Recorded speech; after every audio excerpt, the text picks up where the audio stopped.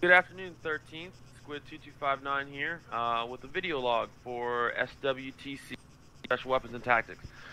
Today we're going to go over grenades, grenade launchers, and the HuntIR system. Alright, so obviously we all know that grenades are in the game and launchers are in the game and all this kind of stuff or whatever, but they're really great tools to use if you know how to effectively use them. Alright, looking at the grenades, okay? The grenades are obviously hand thrown, alright, but there's all different kinds of types of grenades loaded into the game, especially if you have Cup as one of your mods.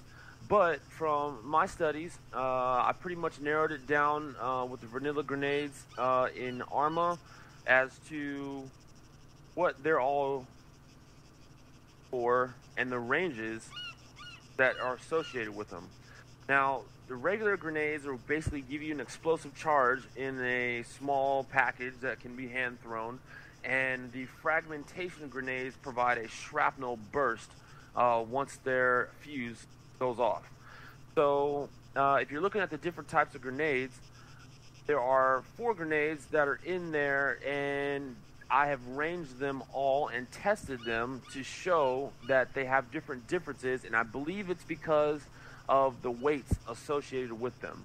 So if you look at the grenades in an arsenal or in a support box or anything like that, you'll see RGN, RGO, a grenade with the prefix of LN and then a number to follow it, and then the M67 grenades. Most of all these grenades come in either that explosive burst or fragmentation, but they all have different weights associated with them. So if you pull up the RGN grenade, that grenade I selected because that grenade has the longest range associated with it, I believe because it is the lightest grenade out of the 4. If you were comparing the ranges, it would go longest to shortest range as far as being able to throw at RGN first, RGO second, LN third, and the M67 fourth. Alright. Now, when you are going to deploy your grenades, alright, there's a couple of different selections that you can make prior to actually throwing your grenade. So we'll go over those right now. Where you're going to use the 6, 7, and 8 key on your keyboard. Alright, the 6 key is actually going to select between what type of lethal grenades you have in your arsenal. So anything that will actually kill something, that you're going to select with 6. Alright, 7 is going to be any type of grenade that's a non-lethal. So a non-lethal being a stun grenade or a smoke grenade. You'll use that key to toggle between the different grenades that are non-lethal. Alright, now the number 8 key is special as well. Alright, the number 8 key is actually help you select the trajectory of your grenade. So the first one that I pull up right here is a high throw. A high throw will basically throw a grenade in a high arc over the top of your head, and it's pretty much close range. You're not going to be able to throw a grenade pretty far using that high throw. Alright, the next one is a precise throw. Alright, precise throw is actually used for throwing grenades into buildings or into windows or something that you know that is you think an enemy is contained inside of, like a barrier or something like that.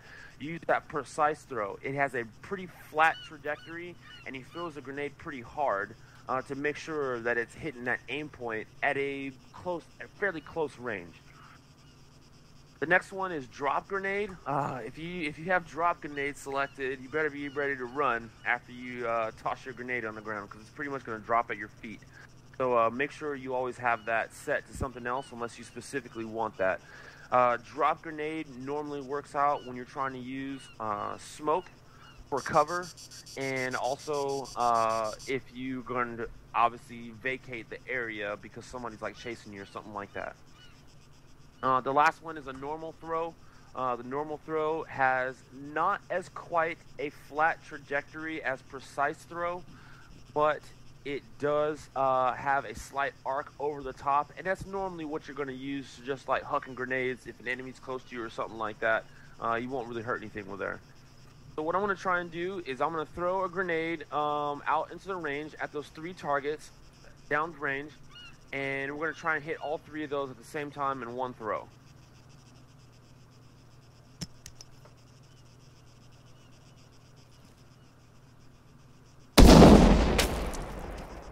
Boom, there you go, direct hit. So as long as you practice with it and stuff like that, you'll be able to get a better feel for the trajectories on all those different throws. So play with them, experiment with them, get used to them, and then you'll be able to throw a grenade effectively once you're out in the field. Alright guys, so our next portion on grenades is actually the grenade launchers. When you're using your grenade launcher, you want to take a couple of seconds to make sure that you set up properly so that you can put accurate grenade rounds on target. First thing that you're going to do is you're going to look down range, you're going to identify your target, and you will collect the range information to your position. So I'm going to use my rangefinder. I'm going to sight in my target, and I'll take a range reading. My range reading to the first vehicle downrange is 330 meters. All right, it's a technical. It's got a couple of practice targets around it and stuff like that. So I've got my range. I know what it is. Now I'm going to switch to my weapon. I'm going to cycle through the firing modes with the F key until I get to my grenade launcher. Now mine says EGLM because of the type of weapon that I'm using. But everyone's grenade launcher should default to a high explosive grenade, and you should notice the range at 75 meters when you first select the weapon. Now you're going to range in this weapon, which a lot of people don't know that you can actually do, using the page up and page down key. Now you can range your weapon to the nearest 50 meters, and I know my target is 330 meters, so I feel more comfortable ranging just a little bit more past that, so I'm going to set my weapon to 350 meters. Now if you use the right mouse button, zoom in, you'll notice that your gun has a sight on the side of the weapon, on the left side of the weapon. That's what you're actually going to use to aim your grenade launcher. What you'll also notice is that if you aim with the sight on the left side of your gun is actually pointed up in the air. And the reason is that when you range the weapon using page up and page down, you're actually changing the offset angle of the sight in reference to your weapon. That way you get the appropriate adjusted trajectory from the launcher in reference to your target through the sight. Now if you hold the right mouse button as if you were going to hold your breath shooting a bullet round, you will notice that you'll zoom in on that reticle, the left side of your weapon, and you can aim precisely at your target. Now, like I said, I'm a little bit comfortable with ranging up just past the range of the target, but I know that my target is at 330 meters, so I'm going to aim just below where my target is to make sure that I compensate for some of that extra range that I have on my sight. Once I feel comfortable, I'll use the left mouse button, and then I will fire a round downrange. Fire.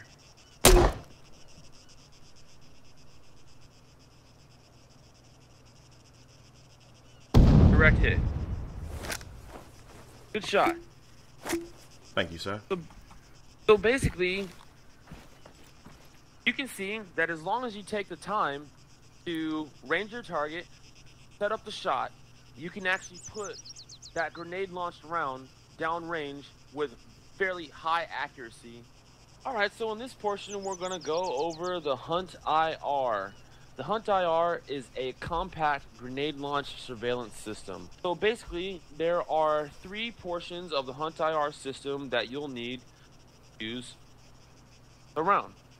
You will need a 40mm grenade launch round, or a 40mm grenade launcher. You will need the HuntIR monitor, which allows you to see from the cameras from the HuntIR round, and you will need the HuntIR round itself. So some of the pros to using the HuntIR out in the field is that the HuntIR round No, you're not going to pull the video playback, but it says that it has up to 7 minutes of video feedback. The other thing that's good about the HuntIR is that you get a 360-degree camera view from that single round. The next thing is that the HuntIR is not in color, but it does provide a night vision function when using the HuntIR in low light situations. Also, another pro of the HuntIR is that multiple viewers can see the surveillance feed from a single round. Now, one of the cons of the HuntIR round is that the HuntIR round is actually parachute mounted. So once you shoot the round out of the gun, the round is actually going to be suspended from a small parachute and it's going to travel towards the ground. The other thing with that round being mounted to a parachute is susceptible to wind, highly susceptible to wind. So you may shoot the round to the west, but if the wind is blowing strong enough, it can blow that round all the way to the east or north or whichever direction the wind is blowing. So take that into consideration before you launch the round so that you get the best amount of time of feedback from your camera. Alright, so we're going to put a HuntIR round out in the field, and we're going to simulate that we are going to move over here to the east. That's our objective point. If you look over there, there's a rock outcropping and a small observation tower. That's our point of interest. But I don't want to take my team over there without knowing what's in that area first, because I'm expecting to come into contact with the enemy. So we're going to use our HuntIR round. What we're going to do is we're going to pull up our gun, use the F key to select the grenade launcher on the gun. Go ahead and do that now. And then we're going to set our range to about 200 meters to give us a pretty good trajectory. And then we're going to use our mouse wheel and select reload HuntIR round. Now you have to specifically load this round from this menu, and that's the way that you will switch between any kind of 40mm round that you have on your gun. So we're going to aim to the southeast, give us a good angle, and we're going to aim pretty high in the air. And soldier, when you're ready, go ahead and fire. Firing. Now you want to keep looking over in that direction, and you're going to be looking for that parachute that HuntIR round is loaded on. Now we see our parachute has opened. We're going to use this ACE self-interaction menu, control windows, go down to equipment, activate HuntIR monitor. Now we got this nice little display showing. This is the General Dynamics Dual Touch 2. We'll see that it's searching, now connecting to our HuntIR round, and it's activated. We'll use the arrow keys on your keyboard to move the cameras around on the HuntIR. You look at the bottom right hand corner, you'll see a nice little compass that'll help you get oriented. If you look bottom left hand corner, show you your recording time. Then if the top left corner, show you the altitude that the HuntIR round is in, and the GPS position of that HuntIR round. You can use the A and D keys, change your field of view, or utilize the zoom. So as we're looking around, I can see that the area is pretty clear. I see our observation tower that we're looking at, and a couple of buildings surrounding that area, and a couple of different ways that we can get into this compound, either via the road, the west, or the beach side from the east, coming up the backside on the hill. Hit the N key. Well, it whites out, but the N key will give you a night vision capability. There is no thermal attached to this unit. And if you have multiple cameras loaded into the sky, you're going to use the W and S key, switch between those cameras to get your different field of view. If you move the cameras looking northwest, you'll see the actual Camino firing range where we're at, and it's giving you an indicated marker of a friendly position in the compound.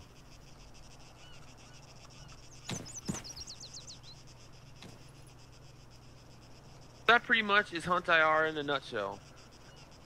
Now, normally in your loadout, you can carry as many HuntIR rounds as you need, but with more practice, you'll notice that you won't really need to carry as many. They do carry the same amount of space as a large grenade, so take that into consideration. But use the HuntIR to give yourself and your team that advantage that you need when engaging the enemy. With 2259, thanks for your time, and we'll see you out in the field.